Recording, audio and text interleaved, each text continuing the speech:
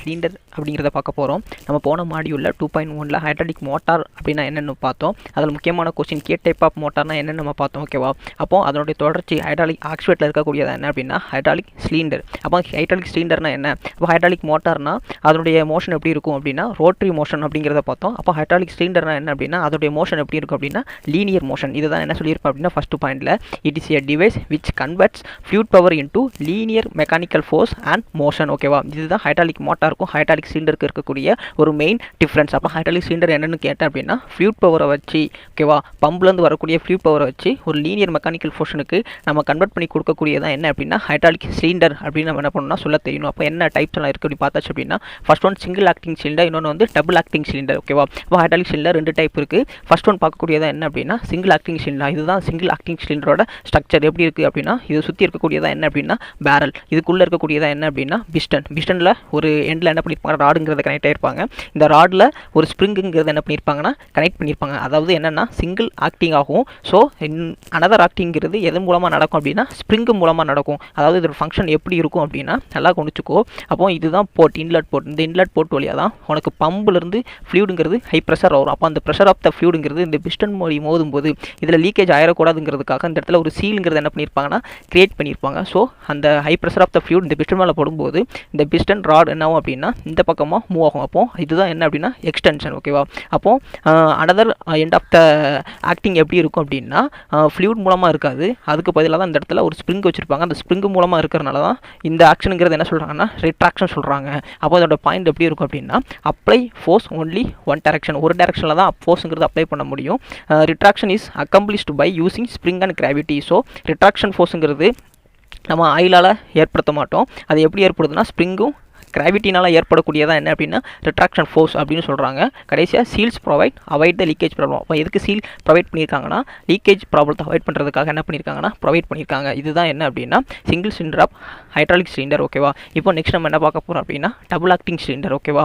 இதுக்கு என்ன டிஃப்ரெண்ட் அப்படின்னா இங்கே லெஸ் ஃபோர்ஸ் ஆஃப் அவுட்புட்டுங்கிறது கிடைக்கும். ஆனால் இங்கே டபுள் ஆக்டிங் இருக்கிறனால ரெண்டு பக்கமும் ஃபோர்ஸ் ஆக்ட் ஆகிறனால உனக்கு கிரேட்டர் பவருங்கிறது இங்கே ஜென்ரேட் ஆகும். அப்போ இதுதான் அதனுடைய ஸ்ட்ரக்சர். ஓகேவா? ஒரு பிஸ்டன் இருக்கும். ஓகேவா? அப்போ அந்த பிஸ்டன் ஒரு பிஸ்டன் ராடோட கனெக்ட் ஆகிருக்கும். இதுதான் அதோட செக்ஷன் நல்லா கொஞ்சம் உத்து கவனிச்சா தெரியும் உனக்கு. ஸோ இந்த இடத்துல ஒரு பேரலுங்கிறது இருக்கும். இதுதான் என்ன அப்படின்னா ராட் எண்டு போர்ட். ஓகேவா? இதுதான் என்ன அப்படின்னா ராட் எண்டு போர்ட். இதுதான் என்ன அப்படின்னா பிளாங்க் எண்டு போர்ட். ஓகேவா? ராடு சைடு இருக்கிறனால ராட் எண்டு போர்ட். ஸோ இது பிஸ்டன் ராட். இந்த பிஸ்டன் ராட் வந்து ஈஸியாக இந்த பேரல் மேலே உனக்கு மூவ் ஆகிறதுக்காக இந்த இடத்துல வைப்பர் சீல் நல்லா கவனிச்சா தெரியும். வைப்பர் சீலுங்கிறது வச்சுருப்பாங்க ஃப்ரீயாக உனக்கு மூவ்மெண்ட், ஃப்ரீயாக உனக்கு மூவ்மெண்ட்டுங்க இருக்கிறதுக்காக. ஸோ அதில் ஒரு பேரிங்கிறது செட் பண்ணி வச்சுருப்பாங்க. இதுதான் என்ன அப்படின்னா பேரிங் கேப். இதுதான் என்ன அப்படின்னா எண்டு கேப். ஓகேவா?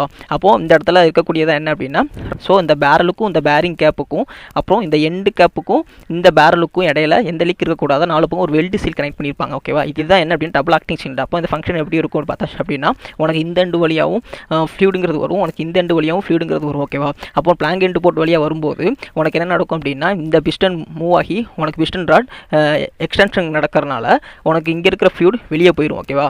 திருப்பி இங்கே இருக்கிற ஃப்ளூயிட் உள்ளே வந்து உனக்கு இதை தள்ளுறனால உனக்கு பிஸ்டன் ராடுங்கிறது ரிட்ராக்ஷன் நடந்து உனக்கு என்ன நடக்கும் அப்படின்னா இங்கே இருக்கிற ஃப்ளூயிட் என்ன ஆயிரும்னா வெளியே போயிடும். இப்படி தான் எனக்கு மாற்றி எக்ஸட் ஃபோர்ஸ் கிரியேட்டர்னால எப்படின்னா சொல்கிறாங்க அப்படின்னா exert force in both direction அப்படின்னு சொல்கிறாங்க. ஓகேவா? இது எதுக்கு யூஸ் பண்ணுறாங்க அப்படின்னா used to develop greater power at lowest speed with unequal force at double end. ஓகேவா? டபுள் எண்ட்லையும் உனக்கு கிரேட்டர் பவர் லோயஸ்ட் ஸ்பீடில் ஜென்ரேட் ஆகிறதுக்காக உனக்கு என்ன பண்ணுறாங்கன்னா அந்த டபுள் ஆக்டிங் சிலிண்டருங்கிறத யூஸ் பண்ணுறாங்க. நெக்ஸ்ட் சீல்ஸ் எதுக்கு யூஸ் பண்ணுறாங்க அப்படின்னா சீல்ஸ் ப்ரிவென்ட் லீக்கேஜ். பேரல் எதில் மேனுஃபேக்சர் பண்ணியிருப்பாங்கன்னா சீம்லெஸ் ஸ்டீல் டியூபிங். பிஸ்டன் எதில் மேனுஃபேக்சர் பண்ணியிருப்பாங்க டக்டைல் அயன். பேரிங் எதில் மேனுஃபேக்சர் பண்ணியிருப்பாங்க அப்படின்னா பிராஸ் ஆர் பிரான்ஸ். ஓகேவா?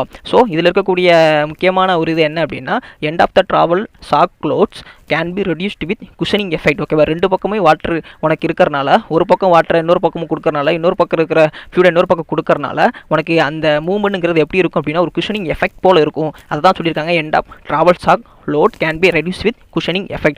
வைப்பர் சீல் எதுக்கு யூஸ் பண்ணியிருக்காங்கன்னா prevent foreign particle and dust from entering into the cylinder along with the piston rod. ஓகேவா? அப்போ அதாவது என்ன சொல்ல வராங்க அப்படின்னா இந்த பிஸ்டன் ராட் வெளியே வரும்போது வெளியே இருக்கக்கூடிய அட்மாஸ்பியரில் இருக்கக்கூடிய ஏர் பார்ட்டிகிள்ஸ் டஸ்ட்லாம் என்ன ஆயிரும்னா அந்த பிஸ்டன் மேலே ஒட்டிக்கும். அப்போ இந்த பிஸ்டன் ராட் திருப்பி உள்ளே போகும்போது அந்த பிஸ்டன் பார்ட்டிகிள்ஸில் ஒட்டி இருக்கக்கூடிய பார்ட்டிகிள்ஸ் உள்ளே போயிட்டுனா சில டஸ்ட்லாம் ஃபார்ம் ஆகிட்டு அப்படின்னா நமக்கு கிடைக்கக்கூடிய அவுட்புட்டுங்கிறது ரொம்ப கம்மியாக கிடைக்கும். அதனால் என்ன பண்ணியிருப்பாங்க அப்படின்னா அந்த பார்ட்டிகிள்ஸ் அட்மாஸ்பியரில் ஒட்டி இருக்கிற பார்ட்டிகிள்ஸ் உள்ளே வராமல் தடுக்கிறதுக்காக அந்த இடத்துல ஒரு வைப்பர் சீல் வச்சிருக்காங்க அப்படிங்கிறதுக்காக தான் என்ன பண்ணுறாங்க அப்படின்னா அந்த இடத்துல அப்படி சொல்லியிருக்காங்க. So prevent the foreign atmosphere பார்ட்டிகிள்ஸை ப்ரிவென்ட் பண்ணுறதுக்காக இந்த இடத்துல வைப்பர் சீல் வச்சிருக்காங்க அப்படிங்கிறத என்ன பண்ணுறாங்கன்னா சொல்கிறாங்க. இதுதான் என்ன அப்படின்னா டபுள் ஆக்டிங் சிலிண்டர். இன்றைக்கி நம்ம என்ன பார்த்தாச்சு அப்படின்னா ஹைட்ராலிக் சிலிண்டரோட சிம்பிள் தியரி டிப்ஸுங்கிறத பார்த்தாச்சு.